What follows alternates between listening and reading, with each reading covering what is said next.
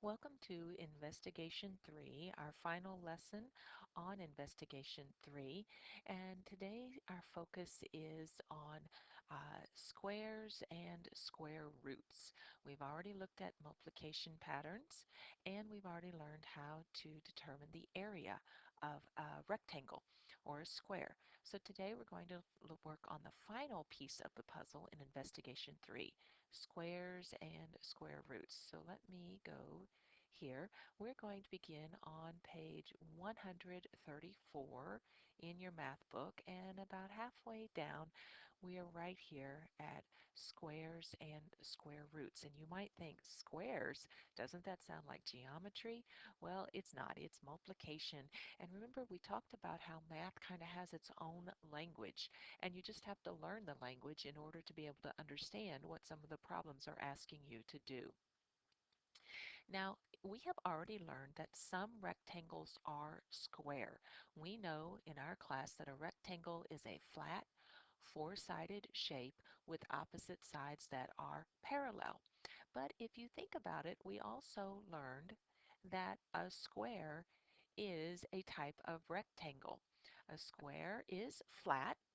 It has four sides to it, and the opposite sides are parallel, and they're of equal length. They just happen to be equal on all four sides. So a square is a rectangle whose length and width are absolutely equal. Now what I want you to look at on the next page is this square that I have right here. Actually, before I get the square going, I want that. Now I have one square here, and if I were to write the multiplication pattern that represented this one little square, I would say 1, because I have one row, times 1, because I have one column, equals, and how many squares do I have? I have 1. 1 times 1 equals 1. And if you remember, any number times 1 is the identity property of multiplication. But what if I had a different shape? What if I had a square that was 2, just like that? And I love using that square because it automatically makes its length match its width. Now notice here, I have two, let me use a different color. I have two columns and I have two rows. So 2 times 2 would equal, what would be my area? 1, 2, 3, 4. That would equal 4. I'm going somewhere with this, trust me, but I have to kind of build you up along the way. Now let's try 3. 1, 2, 3. And notice as I go across, the shape automatically goes down. That's what I love about Smart Notebook. Now I have 1, 2, 3 rows and 1, 2, 3 columns. So that multiplication equation would be 3 times 3 equals 1, 2, 3, 4, 5, 6, 7, 8, 9. 9. That's my area, 9. 9 centimeters squared. Do you see a pattern here? The factors are identical in each one of these equations. Let's draw one more square.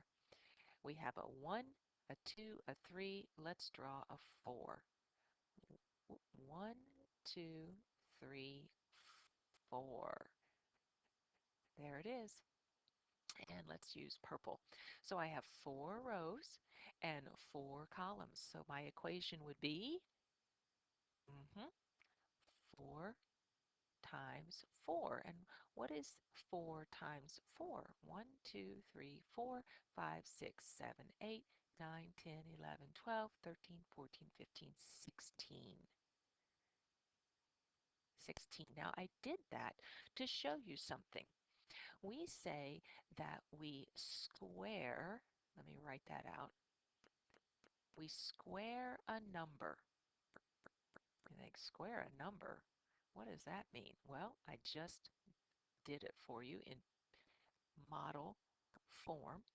When we square a number, we multiply a number by itself. So 1 times 1, the factors are identical. 2 times 2, the factors are identical. You have a 2 and a 2. You have a 3 and a 3. 4 times 4 could be any identical factors. 7 times 7, 9 times 9, 12 times 12. When you square a number, you multiply the number by itself, and we say you're squaring it because when you do that and you draw an area model, you create a perfect square each time. Look at each one of these. They're perfect squares, just larger. They cover more area on the inside, but each one of these is a perfect square. They have the same length on all four sides. So that's what we mean when you square a number. Now here's where it gets really interesting. I know that part was pretty cool, but this is where it's about to get really interesting. Look what happens when I chart these products on my multiplication table. Let's go do that. Here's my multiplication table. Got to have the highlighter. Now, if I take 2 times 2, that's squaring the number. I've multiplied 2 by itself, and the answer is 4. And remember, we did that back on this page right here. 2 times 2 equals 4, and it creates a perfect square. So let's keep going. 3 times 3 would equal 9. Look what happens on my multiplication table. 4 squared is 4 times 4. 5 squared is 5 times 5. 6 squared is 6 times 6. 7 squared is 49, 7 times 7. 8 squared is 8 times 8. 9 squared is 9 times 9, and so on. And look what else happens. Let me go back and get that square. Uh, 2 times 2 equals 4. There's a perfect square. 3 times 3 equals 9. There's another perfect square. 4 times 4 equals 16. There's a perfect square.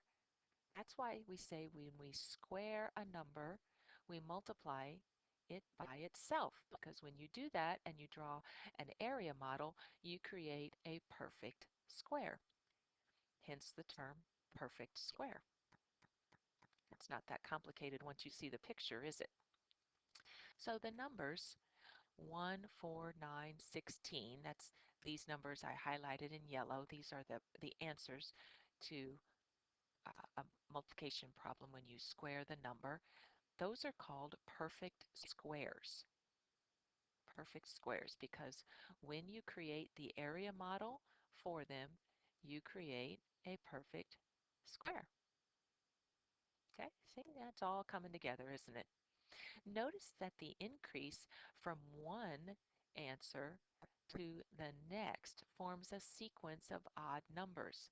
From 1 to 4 is an increase of plus 3. From 4 to 5, that increases by 5.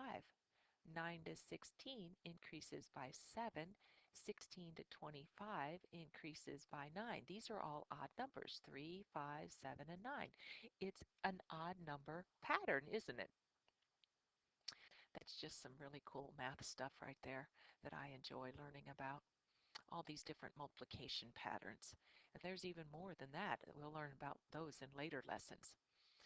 Now, to find the square root of a number, not the square of a number, but the square root of a number, we find a number that when multiplied by itself equals the original number. Now, what did I mean by that? Let me give you an example.